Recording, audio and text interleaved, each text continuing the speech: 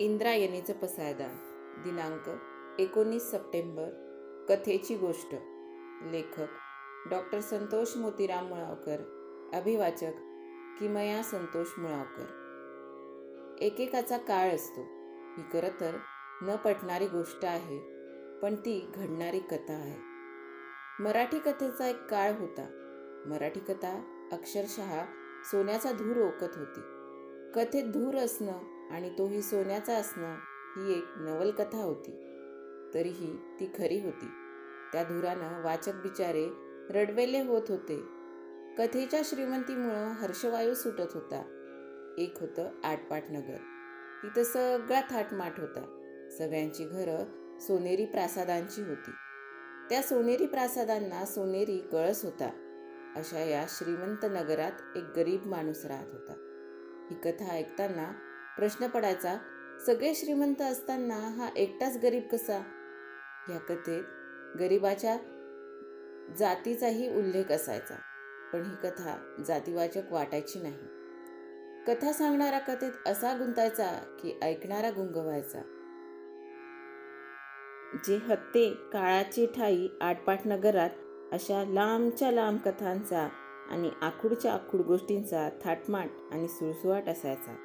कथा ऐकली लांब की पाठीत बसायचा खांब, आणि गोष्ट ऐकली आखूड की पाठीत बसायचं लाकूड.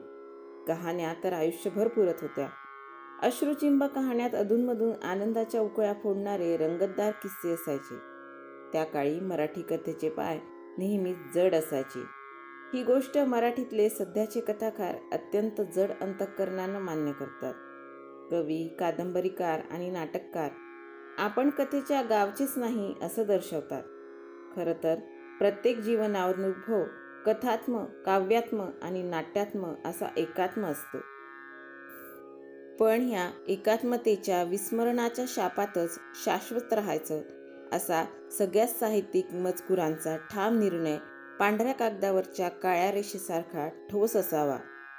जिला खऱ्या अर्थानं कथा म्हणता येईल अशी कथा मराठीत लिहिलीच गेली नाही, असं मत व्यक्त केल्याशिवाय समीक्षकांना समीक्षक असल्यासारखं वाटत नाही. ह्या मतात योग्य ठिकाणी रिकाम्या जागा करून त्या दुसऱ्या वाङ्मय प्रकारानं भरून समीक्षक आपल्या समीक्षेचं वर्तुळ पूर्ण करत राहतात.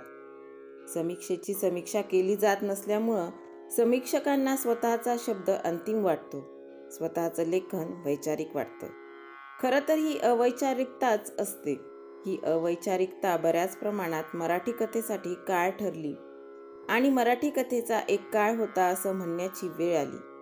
आणि ही अवैचारिकता कथेपेक्षा व्यथेचाच विषय ठरली.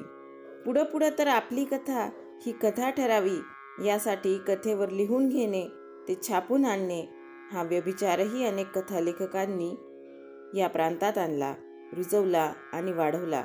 त्यासाठी बसू बोलू हे तंत्रही विकसित झाले.